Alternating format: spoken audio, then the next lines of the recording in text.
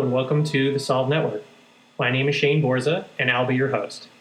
Along with my co-founder Benjamin Goss, we'd like to welcome you. Our mission is to provide solutions and create a network of experts for you to learn from. Now this show is a little different than most podcasts as it is actually a live call held twice a month. If you can, please join us on the first and third Thursday of each month so you can get your questions answered live and direct from the experts themselves. If you're an expert, please contact me at shaneborza.com so you can be a part of the network. And now, here's our show. Thank you all who are listening. We have another mastermind group call this evening from the Solve Network. We have a special guest, Richard Walsh, with us today, who is the author of Escape the Owner Prison. He's also a speaker and a blogger, and I'm really excited for you all to meet him and have him kind of educate us on some of the things he's learned with his practices and his development of businesses over the years.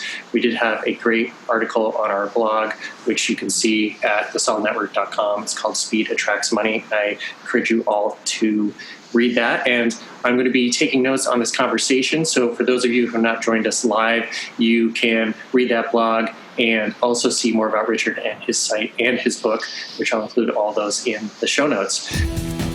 Hi, I'm Shane Borza, a climber, creator, and coach, and I want you to build the skill of health and fitness. My new course is a priceless gift to you, and it's available exclusively on PonoQuest.com. That's P-O-N-O Quest.com. Build the Skill is a minimalistic, functional, real-world fitness program which can help you to move better and get stronger faster. I can't wait for you to check it out, and when you do, please let me know how it helps you. That's Build the Skill at PonoQuest.com. So without further ado, I'd like to let Richard step in and take over.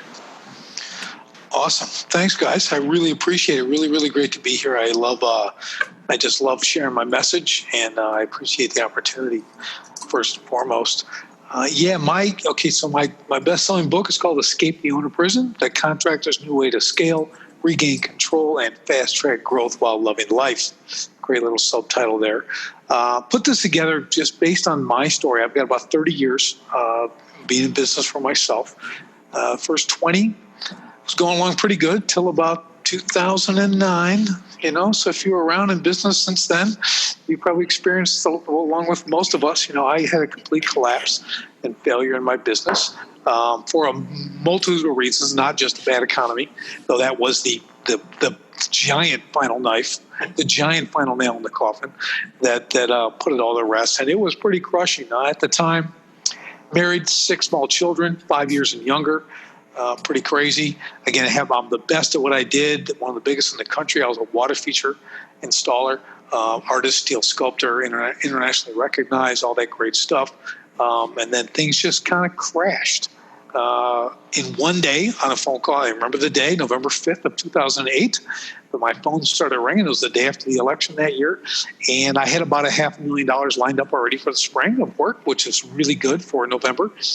And, so I probably would have hit about $4 to 5 million that year, the following year, just on a kind of and things were already slow. But the phone started ringing, and everyone's, we're pulling the plug.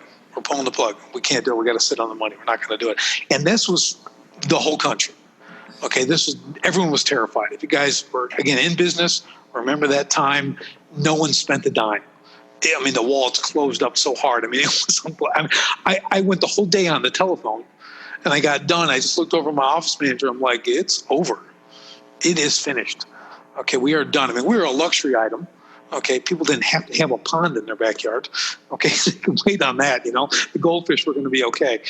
So it wasn't that big of a deal with them. But, my thing started at $10,000. I do ponds for $20,000, $50,000, $80,000, $100,000, customized swimming pools. And it was done. And I really was like, wow, what are we going to do? We're already going into the slow season, but then what's going to happen in the spring? So we limped along in 2009, doing a little here, a little there. Again, it was over. Okay, theirs just was nothing. So by the end of the summer, I pretty much had to pull the plug. I mean, I had to, let go my entire crews. Guys who've been with me 10 years, never missed a day of work, phenomenal guys. My office mate, everyone. I just shut it down. I really started to realize for myself was, I worked endless. Okay, I did everything. Okay, I mean, I had an office manager. Finally, I had started making some good changes, but I pretty much had to do everything I felt.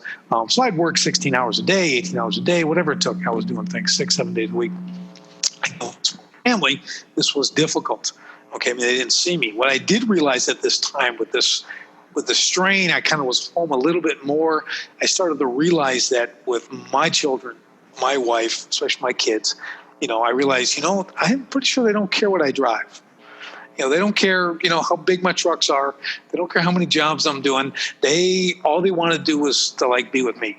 They'd all chase me and I run in the door. There was times when they ran down the driveway chasing my truck when I left. I mean, crying. It was it's kind of sad, but I'm like, I got to go to work. And that was kind of my big epiphany. Like, man, I am doing all this for this fame and glory, and money, and it didn't really even matter because it all disappeared. No one else cared about my fame or glory. My kids still loved it when I came in the door. So to me, I'm like, okay, I got to do something about this. I was, truly trapped. Like I used the title, I was in a prison. I was shackled to my business. I had to do everything. I couldn't escape. I couldn't take vacations. I made a lot of money, but there it was, just making a lot of money. I had nothing else for life. I had no life balance at all. Loved what I did. I didn't have a problem working. I loved to work, but I started realizing, like, man, if I kept this path going, the only thing my kids are going to learn is business is first.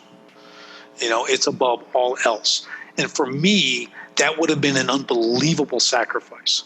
So the great blessing that came out of it for me was realizing, like, okay, well, now all that's gone. Now what are you going to do? Well, we lost our house. We had to move. We changed states. We did the whole thing. So it was pretty traumatic all the way around. But I'm like, well, I got to learn from these mistakes. Okay, we got to get started over again. I don't know what I'm going to do. I didn't want my identity to be in my business anymore. What I wanted a vehicle, because to me, being self-employed, being a business owner is the greatest economic engine in the world. Okay, you can create whatever you want if you have that ability to offer a product or service or whatever the case. So I just had to get back into that. So I had to figure out what I was going to do and move forward. Did that. It was great. I started learning from what I did, put things together, achieved success again, did a couple different businesses, grew them. That was great. And then I'm like, no, the important thing is I just didn't want anyone else to go through this. Okay, how can I help? I've got, now I have 30 years now of experience, both failing and succeeding, which all business owners do. And if you've never failed, you either haven't been in business very long or you're a liar. So we all make mistakes, usually daily. Okay, so with that, I'm like, how can I help other people? So I said, I'm just going to make it my life's work, to help guys escape the owner prison. So I wrote the book. I knocked that out. Well, this is cool. Gave them all the steps, piece by piece. Here's what you do. And now I've created curriculum, and I have programs, and I can bring people in. I can turn their businesses around, and I can show them how to establish, whether they're brand new or they've been in 5 or 10 years. I can start doubling profits and revenues, but really about systematizing, building processes, and showing the importance about laying a real foundation for their business going forward. Because most people, as entrepreneurs, we have strengths and weaknesses. We usually have a wheelhouse. Most guys like me, I'm the trades and service industry. These guys were technicians who became business owners. That's usually the case. Hey, I'm a really good carpenter. I can do better than this guy that I'm working for. I'm going to start my own thing. People like my work. Okay, they start a business. Well, guess what? They're still swinging a hammer 10 years later. All right, and that's not being a business owner. That's being a glorified employee. And you got 4 different hats you're wearing. You're trying to do the admin. You're trying to, make sure your taxes are getting paid quarterly or monthly. All your estimated. You're doing payroll. You're delivering materials to a job site. You're hauling the trash. You're cleaning the toilets in the office. You know what I mean? Doing everything. And again, now no vacations, no money. Your guys make more money than you, at least more consistently, right? So that's the trap. That's the prison that they're in. Now they think they're free. It's kind of that false sense of freedom because they've got their own business and they make their schedule, except their schedule is every hour of every day, including when they're sleeping, they're dreaming about it. So that becomes part of the prison. right? So what I've done now is show, well, this is, how do you get out of that? Whether, again, you're 5 years in or it's your first day, how do you relay a new foundation? Let's say you've been in business 4 years and you're going, but again, you're doing all those things that I just said. And now there's no light at the end of the tunnel. So one of the first things I do, of course, is I begin with an exit strategy. All right. So I always encourage this in my book and my programs that people have to start with the end in mind. Right. So if I'm going to have a business, that's great. I want to make lots of money. That's not very specific. The word lots is not a very mathematical term. Okay. So I always encourage people to get a real number for this kind of stuff. But you pick what's enough, right? How much is enough? Whether that's a dollar amount, time, whatever the case. So that, to me, what I've really honed in is when we spend specific time on an exit strategy, like, okay, I know in 10 years, I'm going to need $50,000 a month in passive income. It has nothing to do with my business, right? So I'm going to create a passive income stream. It's going to be $50,000 a month. In 10 years, I want to build my business so I can sell it for $3.5 million. That'll be my minimum asking price for my business. And that'll get me out. Again, I'll have my passive income. I'll have that sale. I can move on to another business, or I can hit the links or whatever I do. I'm not a retirement guy. I will never retire. I will just move on to the next thing. That's how I function. But whatever your exact plan is, and it's a very detailed plan, how are you going to get this passive income? What kind of investment strategies? You're going to have to pay attention to them. What's the plan on that? Because that then, when you look at that, it drives all your decision-making processes in your business. Right? All of a sudden, you just don't buy that piece of equipment because it's a nice piece of equipment, like I used to do. No, it's only $50,000 for a skid steer, track skid steer New Holland. I'm going to buy it. I got the cash. Don't move. Really don't move. Okay, it doesn't help your exit strategy. Okay, you can rent that thing for like $400 a month. So you don't need to drop the $50,000 on it, right? So you put that money into your exit strategy. So again, it just brings you back to really understanding what your business needs to do from a profit standpoint, right? So we always want to think about it. Well, how am I going to generate this revenue from the business to put into my investment portfolio, whatever that is?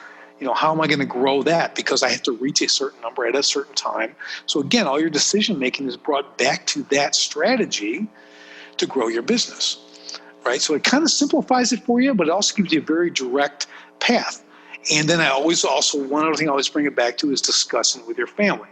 If you're married, you have kids, whatever it is. A mistake that I always made was my wife didn't have a lot of interest in what I did. She wanted to raise kids, have the house, and that's all good. But she wasn't interested. But if they don't understand the path that you're on, because things are going to get bumpy. No matter how good you put everything in place, things are going to be bumpy. You got to have those. They're the only cheerleaders you're going to have. Friends are great when everything's going good. They tend to disappear when things start going pretty bad.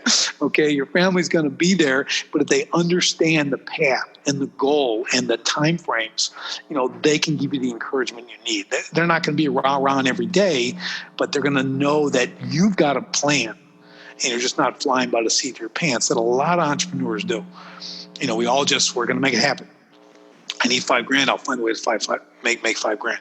You know what I mean? We all have done that. We all do it. That's just part of being an entrepreneur. That's kind of part of our makeup.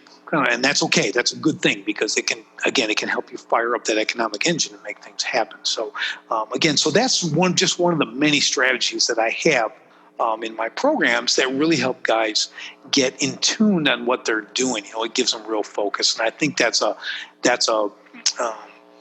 critical element that, again, as entrepreneurs, I wrote another blog on shiny object syndrome, right? We love the shiny little things. We want to go, I can go make money over here. I can do this. I can do that. We never kind of make the main thing the main thing.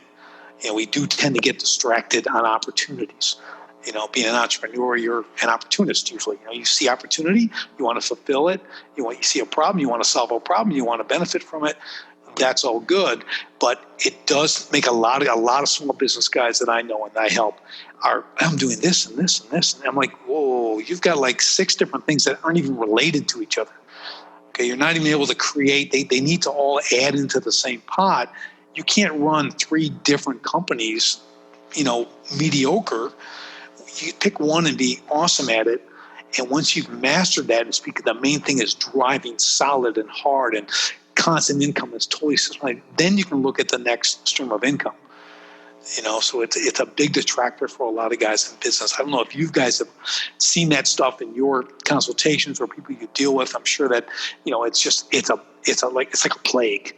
Okay, the guys just, and you're excited to build that business to get going, and then they're just shooting off to another thing and another thing and another thing, and it's you got to rein those guys in. That's kind of what we do on our coaching end and stuff like that. And we keep the reins a little tight. Keep them focused, keep them getting better and better at what they do, and it makes a huge difference in the long run. Because there's that great saying, most people overestimate what they can get done in a year, and they underestimate what they can accomplish in 5 years. Most entrepreneurs are looking at that 1 year gap. I'm going to make money. I'm going to kill it. I'm going to knock it out. When they don't in a year, they're bummed out. That's when the shiny object stuff comes.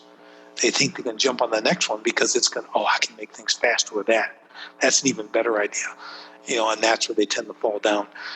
So we really try to, like I said, rein people in and help these guys understand that they have a great idea. If they've done the research, developed their product or their service or whatever it is, how can they be the best at what they do? How can they outdo the entire marketplace? How can they bring the most value, to the marketplace, to their product, to their service, that they can command a market share? No matter what that, no matter how cluttered that market is, how can they stand above it? Obviously there are times when a market may be overcrowded, maybe you just don't want to do it. You don't have enough differentiating positions in your business offerings that are going to separate you from the massive pack, so it might not be a good idea. So that's kind of it in a nutshell, and what I do and kind of what the book is about, and how we help people. And again, being trapped in the owner prison, escaping the owner prison is really about, for me, in a nutshell, what I say is you want to work on your top 5%. Okay? You want to work on the 5% of the business only you can do. You as the owner. Okay? Anyone can clean a toilet. Anyone can install a roof. Can fix a pipe, okay, can put in ductwork. Anybody can do that. Yes, you may be the greatest on the planet at it, okay? I'm not taking it away from anybody, but no one else knows or cares, okay? Ductwork is ductwork, a roof is a roof, okay? No one's going to see the tiny bit of difference that your expertise, just like me as an artist, I was just that much better at placing stone and doing this, but no one really noticed except me. I let my guys build it, knocked the thing out. Homeowners were just as thrilled, just as happy. I was now free. I was free to do something else like on the business. So if I'm the only guy who understands the marketing and the vision of the business currently, that's where I focus my time. What that top 5% that's going to enable me to grow my business, to market my business and drive that forward, that's what, as an owner, I want to focus on. That's how you grow a business. So again, we create systems, processes, we put the right people in place, we delegate, we bring them in, and then we're able to grow. But if I've got to deliver the materials, get on the job, swing a hammer, do everything else, how are you possibly going to grow? You cannot leverage your time in a situation like that. So that's what we teach.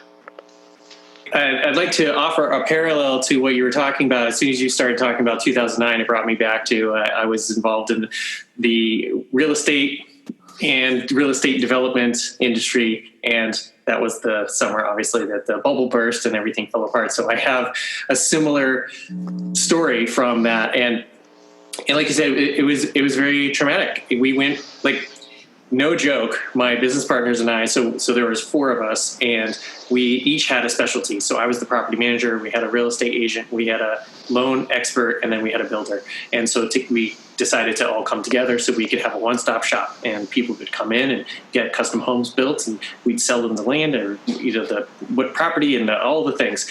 And we had a bunch of subdivisions going, and we grew like doubled year after year after year. And we, at the beginning of 2009, I'm just going to tell this little story. We were not joking, talking about buying a helicopter because the office building we were in there was a helipad on the roof because they were like, these are high-end executive buildings and like, you never know. And we were thinking, if we had a client come in and we sat them down and showed them the proposal, they might buy, they might be interested. But imagine if instead we said, hey, let's go up to the helipad on the roof. We'll fly you over the subdivision and we'll show you a lot we think would be good for you. Like, who would say no to that? Everyone's going to say yes to that. And then a few quarters later, we're all going bankrupt, losing our houses, the cars were getting repossessed. I was living in one of the properties that I was property managing as the, home care person. So it was quite a fall from grace for all of us, but we learned a lot. And so I think that sometimes not only are those great stories to tell because other people can latch on to the parallel that happened to them in your story, but also it shows that if you set things up correctly and have that kind of exit strategy that you spoke of from the beginning, that was not anything that we had thought of. We were just so excited to get going and dive in. And then, of course, it's the problem of you're in the pool. And now what do? Well, you learn how to swim, on the fly. And all you're thinking about is the next stroke. So I was really glad to hear your story because it resonated with me, but then also starting off with the exit strategy, I think it was really great. So I wanted to ask, because you had a couple key things there. I was kind of furiously taking notes. You went from kind of, exit strategy, beginning there, and then the shiny object syndrome, and then, kind of identifying the market and focusing on your top 5%. So I'm just curious, are there more steps, or is that kind of the kind of overview of your program? There's more steps. I would say in the program, I've got about 12. It's basically a 12-step.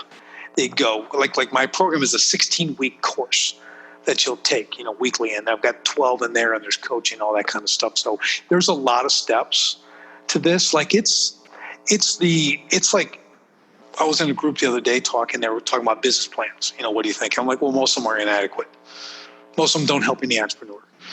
They do it because they have to get a loan or something. They don't really do it to plan their business because it doesn't fulfill any reality for them. And it certainly doesn't teach them anything of a real business. It's like some professor in a class came up with this thing who's never even run a business. And again, the bank will like it. Well, they don't even like it. They don't even like entrepreneurs. Okay, let's face it. Unless you've got serious, serious collateral. Okay, they're not even going to talk to you. All right. So what I did was I created this whole course, again, solving all my problems, creating the book, basing off the book, but then going in a real deep dive and everything, and then realized, wow, this is when you complete this. Again, there's a lot of steps. It's a lot of work. Okay, but you will be so dialed in on not only what to expect, but how to overcome it. So you don't get roadblocked. It's only a speed bump. We just slow a little bit, go over, and we keep going. Okay, speed bumps don't stop people; they just slow them down. Hurdles can stop people. A wall can stop someone. Basic business plans create their own walls. Or you get blindsided by a wall that you never knew would become it, because no one's adding real world experience to those plans. If they are, it's from 40 years ago or something. And it's a different world today. So that is exactly. Yeah, there's definitely more to it. Like I said, I've got the 12 to get you started. And it's a very detailed, deep dive, and I love that because for me, I wasn't that super planner either. Like you just think it's never going to end. You're making money hand over fist like I used to do too. I was like, man, my margins were unbelievable. Okay, I was making. People were like, my dad almost stopped talking to me because I was making so much money. He's like, you can't. I can charge whatever I want. No one can do what I do. So I'm making a lot of money. It's great. This is a lot of fun. But when you think it's never going to end, okay, that's going to be your first punch in the face. Okay, because it's going to end. Okay, you got to be ready for that. So that's part of my giant plan. Is like you were saying, actually laying a foundation that can weather that stuff. There's businesses that have been around for 100 years, 150 years. Why?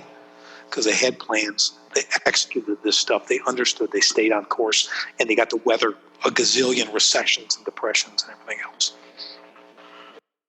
Scene one, Apple, take one. Hi, I'm Shane Borza, your content creator coach. I have 2 books on filmmaking, Film Notes, where you learn to write, direct, and produce, and the Film Notes Workbook, where you can learn checklists and paperwork to streamline creating your content. Available at shaneborza.com. I also have filmmaker resources like the Paperwork Bundle with over 300 documents, the Sound Effects Bundle with almost 3,000 files, and the Music Bundle featuring 900 tracks of all genres. Want to build your professional credits? Become an associate producer and get listed on IMDb. Let me help you get your art out into the world. Scene 1, Apple, take 1. Please join us on the next episode when we will have a Q&A with Richard Walsh, and we will talk more to him about his tips and tools for you to be a successful entrepreneur. Thank you for joining us on this episode of the Solve Network. As a reminder, these calls are held live on the first and third Thursday of each month. If you'd like to join us as either a listener or guest expert, please contact me at shaneborza.com. On behalf of my co-founder, Benjamin Goss, we're glad you are a part of the network and hope you are finding solutions. If you need solutions, please reach out.